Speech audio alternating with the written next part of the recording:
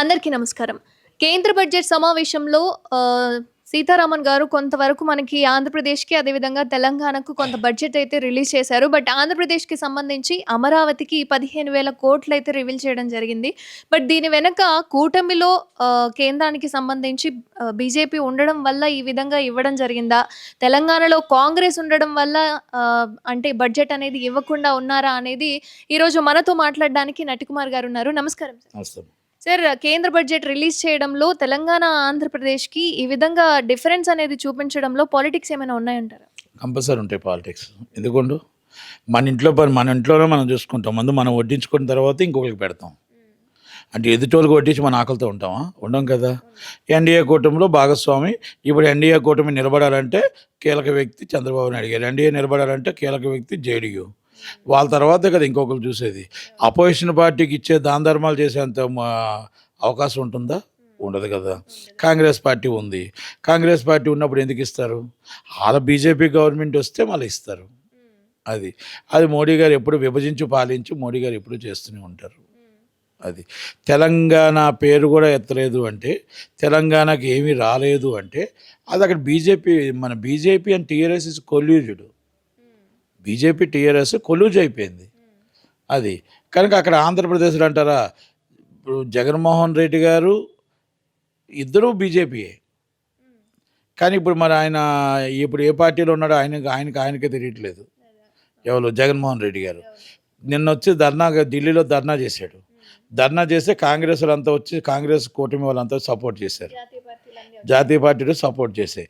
అంటే అదంతా టోటల్గా ఉన్నారులేండి. ఒక ఆయన విజయసాయి రెడ్డి గారని బాలాకుమారుడు ఉన్నాడు. ఆ బాలాకుమారుడు అందరినీ కలిపి పరువులు పోతాయి, ఒక్కసారి ఆయన కూర్చున్నాడు, రండి అని బతిమలాడుకొని తీసుకొచ్చాడే తప్ప ఎవరు అది ఇష్టంగా రాలేదు.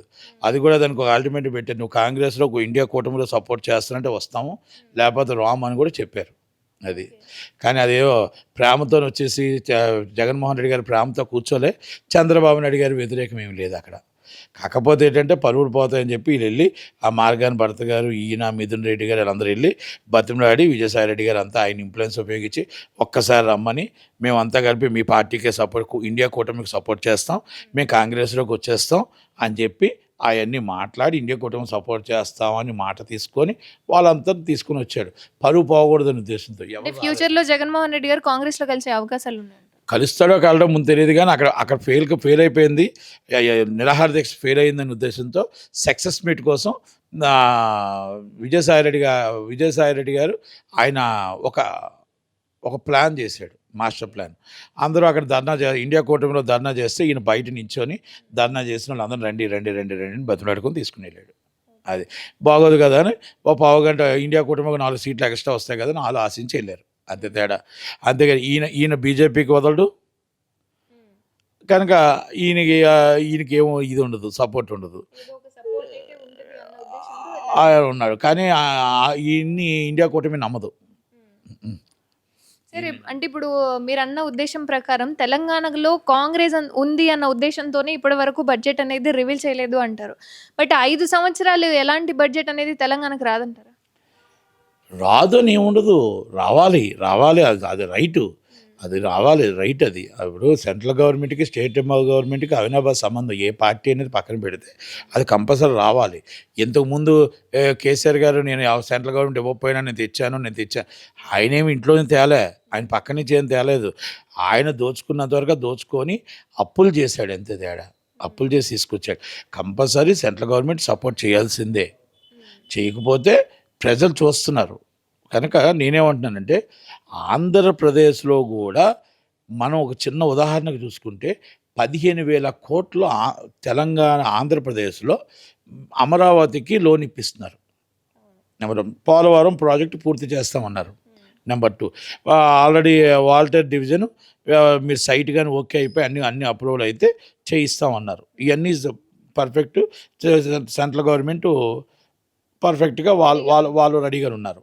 అయితే ఒక చిన్న ట్విస్ట్ ఏంటంటే ఈ 5 సంవత్సరాల్లో కొన్ని లక్షల కోట్లు తినేశాడు ఈయన జగన్మోహన్ రెడ్డి అండ్ కో లక్షల కోట్లు తినేశారు. అది కో అంటే వాళ్ళ అనుచరులు అంటారు. కో అంటే జగన్మోహన్ రెడ్డి అండ్ గ్యాంగ్. ఆ వ్యవస్థలో బ్యావరేజ్ లిమిటెడ్ అవనియండి, వాసుదేవరెడ్డి గారు అవనియండి, విజయసాయిరెడ్డి గారు అవనియండి, ఎంవివి సత్యనారాయణ గారు అవనియండి, లేకపోతే ఇంకో కాంట్రాక్టర్ అవనియండి, లేకపోతే మన మందు మీద అవనియండి, లేకపోతే కాంట్రాక్టుల మీద అవనియండి, మళ్ళీ ఇంకో ఏదైనా అవనియండి, పేర్లు వద్దు కానీ అన్నీ ఆల్రెడీ చంద్రబాబు నాయుడు గారు ఆల్రెడీ ఎంక్వైరీ చేస్తున్నారు కాబట్టి చూద్దాం. అయితే వాళ్ళందరి మీద ఒక్క చిన్న దాంట్లో రాత్రి నిన్న చాలా చక్కగా చెప్పారు చంద్రబాబు నాయుడు గారు ఒక మాట. 18,000 కోట్లు ఒక్క మందు దాంట్లోని ఒక్క దాంట్లో తీస్తే 18,000 కోట్లు దోచుకున్నట్టు కనబడుతుంది క్యాష్ రూపంగా. కానీ 15,000 కోట్లు వస్తే మనం ఎంత సంతోషపడుతున్నామో, ఒక్క దాంట్లోనే 18,000 కోట్లు దోచుకుంటే ఎన్ని లక్షల కోట్లు దోచుకున్నారు, ఎన్ని లక్షల కోట్లు ప్రజల సొమ్ముని దారాదత్తం చేశారు, ఇది ప్రజల సొమ్ము పక్కదారి పట్టింది అనడానికి మన నిదర్శనం ఇది ఒకటి. అంటే మనం జోజుమాట ఆడుతున్నప్పుడు 100 కోట్లు పోయినా కూడా ఆ రోజు అంటే ఉండదంట. 10,000 రూపాయలు వచ్చిందనుకోండి, సంతోషపడతారు, అబ్బో ఈరోజు నాకు 10,000 వచ్చింది అంటే 100 కోట్లు పోయినట్టు ఉండదు. అలాగే ఇప్పుడు ఇక్కడ పరిస్థితి కూడా అలాగే 15,000 కోట్లు మనకు కేంద్రం ఇస్తే ఎంతో సంతోషపడుతున్నాం. కానీ మన డబ్బు కేంద్రం ఇచ్చింది 15,000 కోట్లు, మన డబ్బు అవును, ఇంకో డబ్బు అవునాయండి. కానీ ఇక జగన్మోహన్ రెడ్డి గారు అనుకో కొన్ని లక్షల కోట్లు దోచుకుంటే ఆ లక్షల కోట్లు ప్రజలకు పెడితే ఎంత అభివృద్ధి చెందుతుంది, ఎన్ని అప్పులు తగ్గుతాయి అనేది మనం ఒక్కసారి బేర్ చేసుకుంటే మన కేంద్రంతో ఈరోజు పోలవరం పూర్తి అయిపోయేది, ఈరోజు మనకు ఆర్థిక రాజధాని పూర్తి అయిపోయేది, ఈరోజు అమరావతి పూర్తి అయిపోయేది. అంటే జగన్మోహన్ రెడ్డి గారు అనుకో మీద వీళ్ళకి మొత్తం ఎంక్వైరీ చేసి కొన్ని లక్షల కోట్లు ప్రజల సొమ్ము దారాదత్తం చేశారు, ప్రజల సొమ్ము పక్కదారి పెట్టారు. ఆ డబ్బుని మొత్తం టోటల్గా ప్రజలకి మళ్ళా చేరువు కావాలి అంటే మనం కేంద్రం సపోర్ట్ చేయాలి. ఈరోజు మన దగ్గర వీళ్ళ ప్రజల సొమ్ము దోచుకోబట్టే మనం కేంద్రం మీద ఆధారపడాల్సి వస్తుంది. కానీ 15,000 కోట్లు వస్తే మాకు ఇంత ఇచ్చారని సంతోషపడుతున్నామే. ఇన్ని లక్షల కోట్లు 5 సంవత్సరాల్లో దోచుకున్న జగన్మోహన్ రెడ్డి గారి గవర్నమెంట్ని ఏమనాలి? 925 ఎకరాల అన్యాక్రాంతమైన ఎసెంట్ ల్యాండ్ని మన సొంతంగా చేసుకున్న పెద్దిరెడ్డి రామచంద్రరెడ్డిగా అనుకోని ఏమనాలి?